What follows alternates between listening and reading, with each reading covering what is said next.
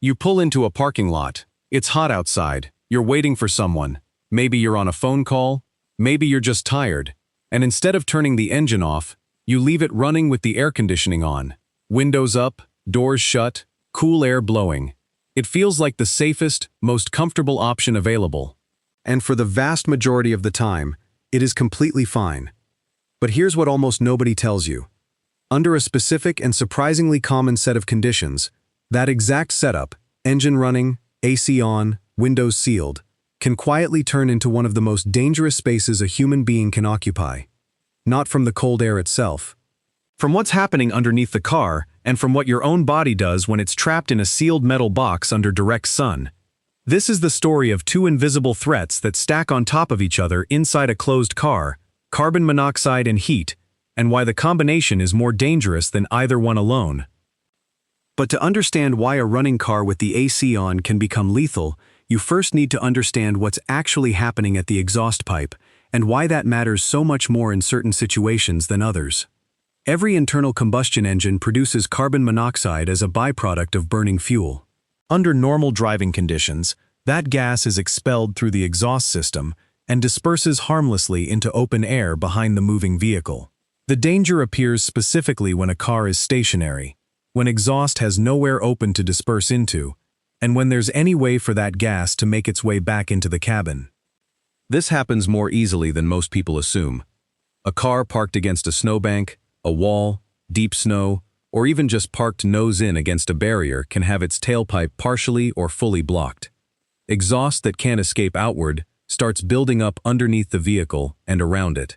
And a running engine, combined with the negative pressure created by a car's ventilation system pulling in outside air, can draw that buildup directly into the cabin through vents, door seals, and even tiny gaps around the trunk or undercarriage that most drivers would never think to check. Carbon monoxide is colorless. It's odorless. It gives you no sensory warning that it's accumulating around you.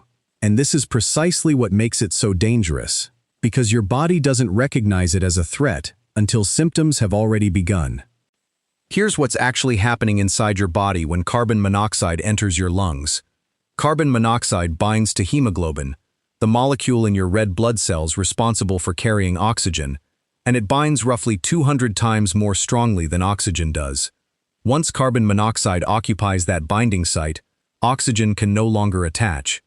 Your blood keeps circulating, your heart keeps beating, but the oxygen-carrying capacity of your blood is being systematically hijacked, molecule by molecule, and your organs, your brain especially, start being starved of oxygen, even though you're breathing perfectly normal air around you. Early symptoms mimic something almost everyone dismisses instantly: headache, mild dizziness, fatigue, nausea. Symptoms that feel exactly like being tired, or carsick, or simply hot and uncomfortable. Which is exactly the problem, because those are also the symptoms of the second threat stacking on top of it inside that same sealed car. The National Highway Traffic Safety Administration and multiple state health departments have documented fatal cases involving parked cars, running engines, and blocked exhaust.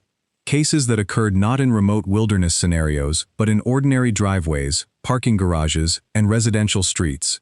Situations where drivers or passengers, sometimes children left resting in a running car, were overcome by carbon monoxide without any external warning that anything was wrong. But carbon monoxide is only half of this story, and in many documented cases, it isn't even the primary killer. The second threat is heat, and it moves faster, and it targets almost everyone the same way, whether the engine is blocked or not.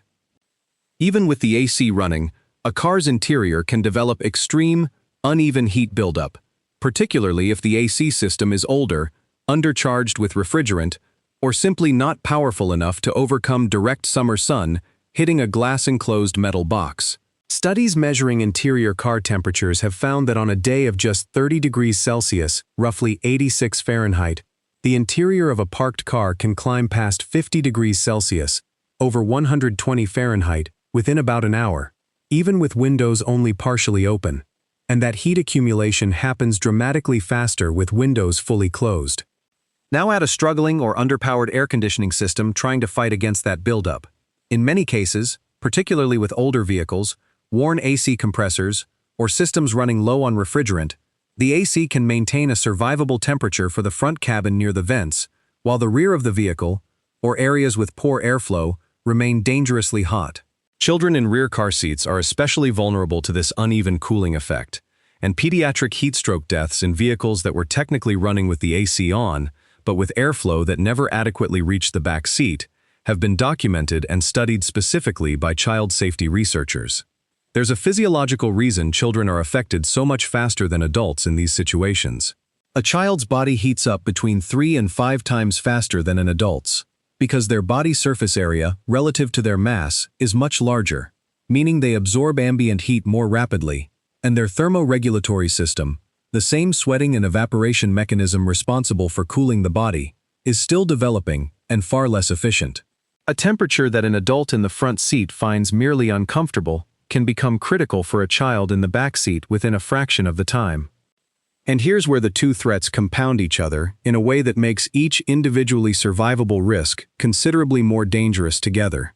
Heat stress alone increases your breathing rate and your heart rate, as your body works harder to cool itself and circulate blood to your skin.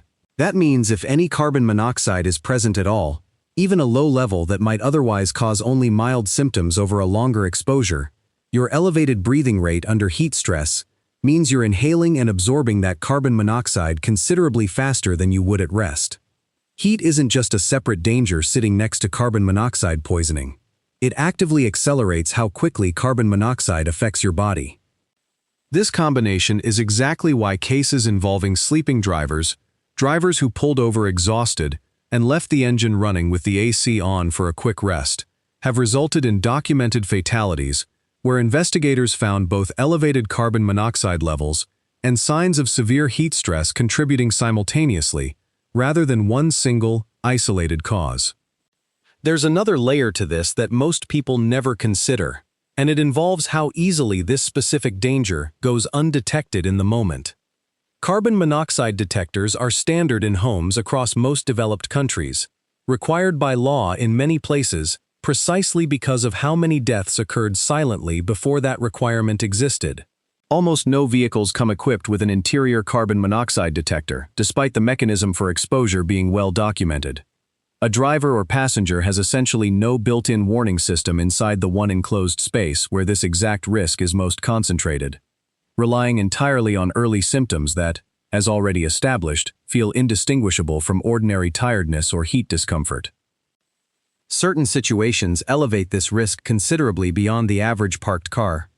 Snow-covered exhaust pipes after a winter storm are one of the most commonly cited scenarios in cold climate carbon monoxide fatalities, precisely because drivers often run the engine for heat while waiting for a plow or clearing snow around the vehicle, unaware that the tailpipe itself has been buried. In warmer climates, the equivalent risk comes from parking against dense vegetation, curbs, or debris that can partially obstruct exhaust flow without being visually obvious from inside the car. Underground and enclosed parking garages present a related but distinct danger, where even a properly functioning exhaust system releases carbon monoxide into a poorly ventilated shared space, allowing concentrations to build up over time, regardless of any single vehicle's exhaust flow.